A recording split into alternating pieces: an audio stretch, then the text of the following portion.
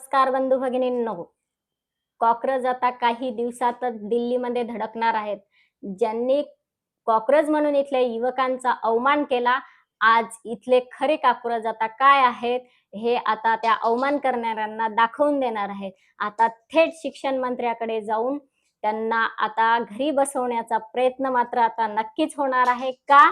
तर त्यांनी आतापर्यंत जे काही काळे कामं केलेले आहेत, त्यांना जाब विचारणारं कुणीच नव्हतं. लोकशाही काय आहे आता इथल्या कॉकरोजांनीच दाखवून दिलेली आहे. आणि तिथल्या युवक एकीकडे स्वामी विवेकानंद या देशामध्ये जन्माला आले, या मातीमध्ये, आणि म्हणतात मला असे फक्त आणि फक्त 100 युवक हवे आहेत. एकदा मला 100 युवक मिळाले ना, लोखंडी नसा असणारे, असं त्यांचं रक्त सळसळते असणारे, बस मी हा संपूर्ण देश बदलून टाकीन.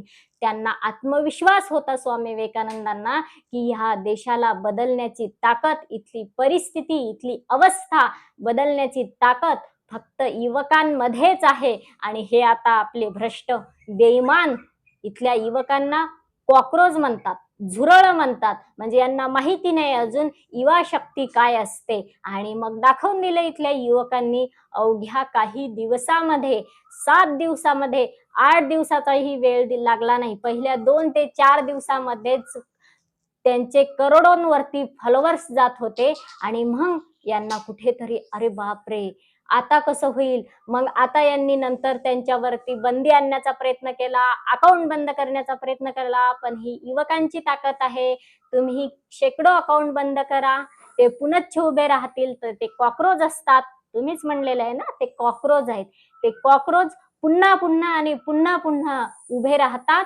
आणि आता या भ्रष्ट बेईमान यंत्रणेला आता पोखरून हे कॉकरोचच काढू शकतात. यांना जागरूक आता हेच करू शकतात, डिवचून डिवचून. आणि आता म्हणून हे एकत्र आलेले सगळे कॉकरोच, अर्थात कॉकरोच जनता पार्टीचे सगळे हे समर्थक नक्कीच आता लवकरच दिल्लीमध्ये धडकतील. आणि जो काही यांनी काळं काम केले, इथल्या मुलांचे डॉक्टर होण्याचे स्वप्न यांनी गिळंकृत केलेत, या मुलांच्या जीवावर हे बेतलेत, यासाठी पहिला काम यांना हेच विचारतील आता की हे पेपर नीटचे फुटले कसे.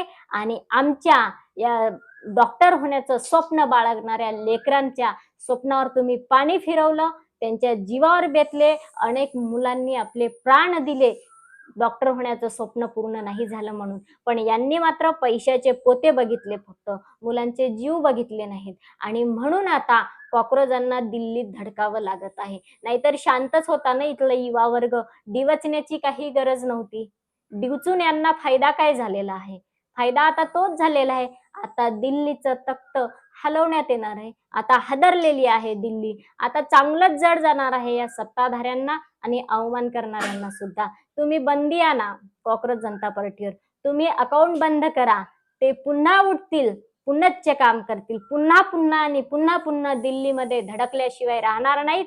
आणि तुम्हाला जाब विचारल्याशिवाय राहणार नाहीत. कारण खरी लोकशाहीची ताकद या कॉकरोजांनीच दाखवून दिलेली आहे, इथल्या युवांनीच दाखवून दिलेली काय आहे तर. आणि म्हणून हा जर आता रस्त्यावर उतरला, तुम्ही म्हणलेलंच आहे कॉकरोच, मग कॉकरोच सतत पळतच असतात रस्त्यावर, ते पळतच असतात. आता ते घरामध्ये बसणार नाही, ते आता दिल्लीमध्ये धडकून तुम्हाला आता चांगल्याच तुमच्या काळजाचा ठोका धडधड करणार आहे. आणि म्हणून लक्ष देऊन सावध व्हा. आताच इथल्या युवकांचा अवमान करत असणाऱ्या, इथल्या जनशक्तीचा अवमान करत असताना. कारण इथल्या युवांना आधीच तुम्ही किती परेशानीचे दिवस दिलेत. बेरोजगारीने बेजार करून टाकलेलं आहे इथल्या युवकांना. ना त्यांना व्यवस्थित शिक्षण घेता येत, आणि शिक्षण जर घेतलं इकडून तिकडून तर त्यांना नोकरीसाठी मात्र वनवन भटकवल्याच जात आहे तुमच्याकडून.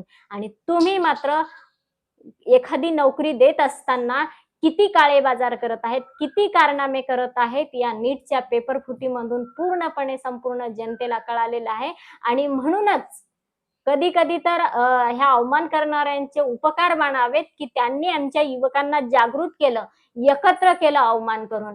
हे युवक एका रात्रीत एकत्र आले सगळेच्या सगळे. आणि खरंच ते अभिजित दिपके आता यांच्या नेतृत्वामध्ये चालू झालेली ही कॉकरोच जनता पार्टी, कोणी कितीही अवमान करा, कोणी कितीही कार्य करा, कितीही याच्यावरती आता बंदी आणण्याचा प्रयत्न करा, परंतु हे संघटन जे आहे ते मोठं संघटन आहे. आणि हे संघटन काहीही करू शकतं. एवढं मात्र लक्षात ठेवा. काहीही करू शकतं एवढं मोठं संघटन आणि हे काही साधं-सुधं संघटन नाही.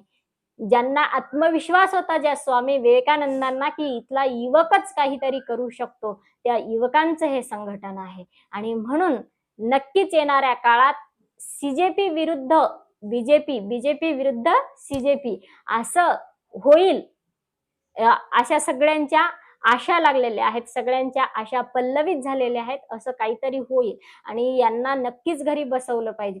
कारण की एकदा सत्तेचा उन्माद आला, की तो इतका वाढतो, की इथल्या जनशक्तीचा अवमान करत असताना साधू संतांनी इथल्या जनशक्तीला जनार्दन म्हटलेलं आहे. जनता जनार्दन म्हटलेलं आहे आणि तुम्ही कॉकरोच म्हणून अवमान करता आणि म्हणून आता दिल्लीत धडकण्याची वेळ आलेली आहे.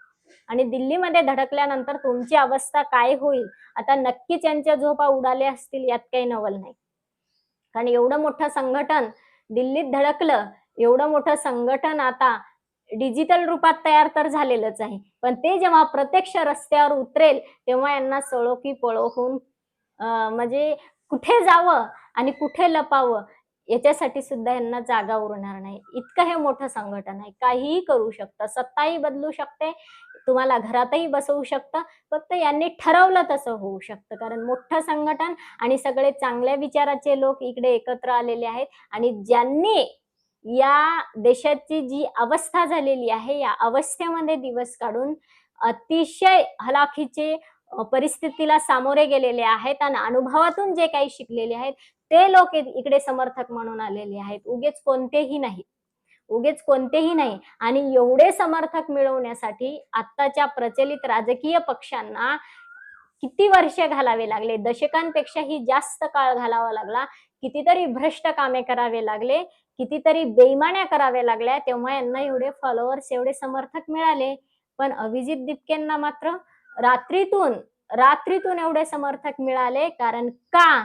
तर कुठेतरी आता एवढ्या लोकांना ह्या भ्रष्ट राजकारण्यांची बेईमानी आवडत नाही, हे याच्यातून निदर्शनास आलेलं आहे. आणि यांच्या अपेक्षा आहेत काहीतरी चांगलं घडलं पाहिजे देशामध्ये. या बेरोजगारीवर कुठेतरी तोडगा निघाला पाहिजे. शेतकऱ्यांच्या या परेशानीवर कुठेतरी तोडगा निघाला पाहिजे. कारण शेतकऱ्यांची जेवढी परेशानी चालू आहे सध्या, तेवढी कुठल्याच डिपार्टमेंटमध्ये नाही.